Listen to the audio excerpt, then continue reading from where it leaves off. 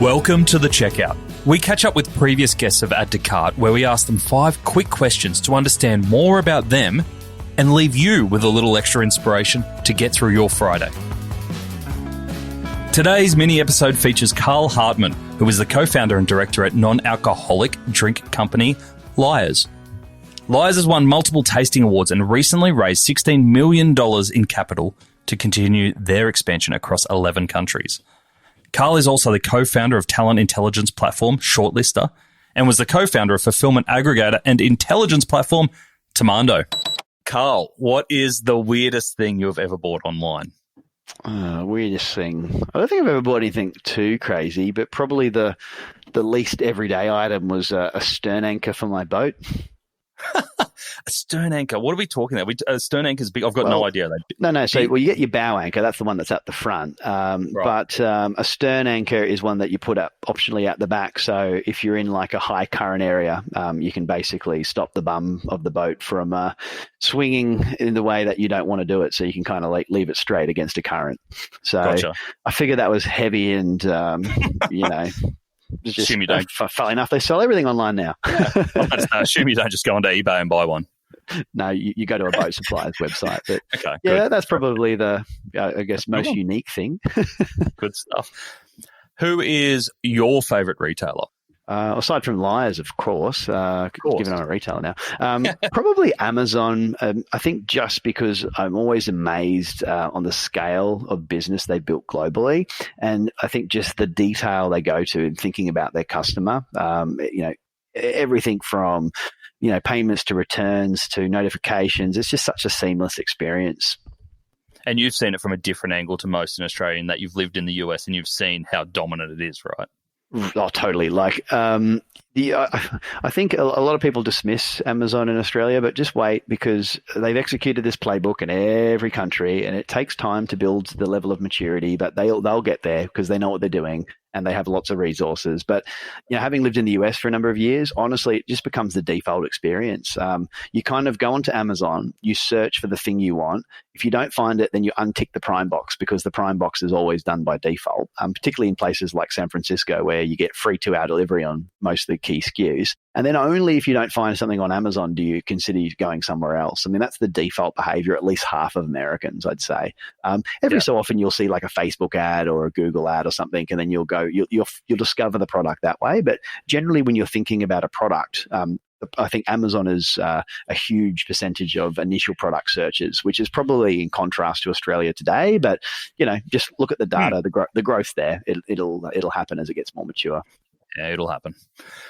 Number 3, which retail fad do you wish was history? I don't know if this is much a fad, but obviously the other day having to go to the Apple store and get my temperature checked and put on a PPE mask and gloves and everything else in Queensland where there's no community COVID transition.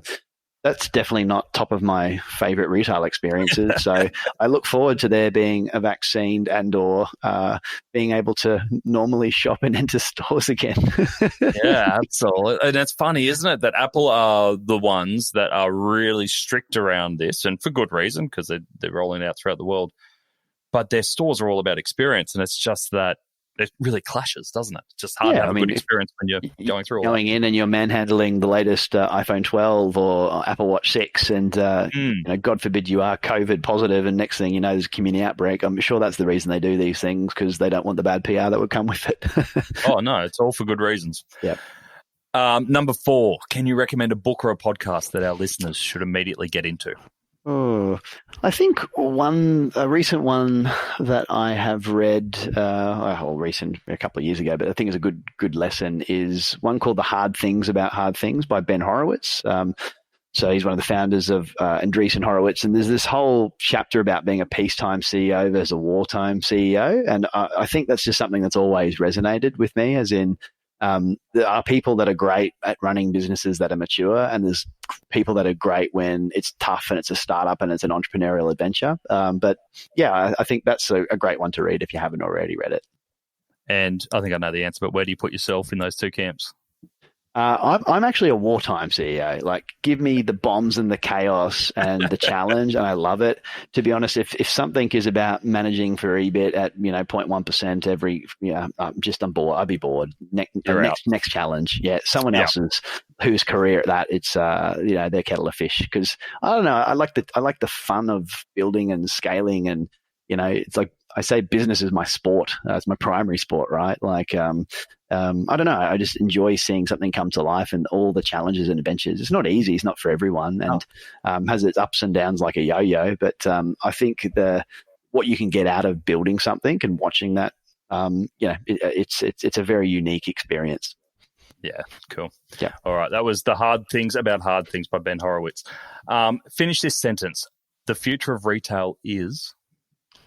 Oh, I think it's just experiences. I think the people that can offer experiences in their product or enable experiences, whether it's the Apple Store in normal times or, in our case of Lyres, being able to teach people how to make their first cocktail, even if it doesn't have alcohol, or teach them how to enable mindful drinking.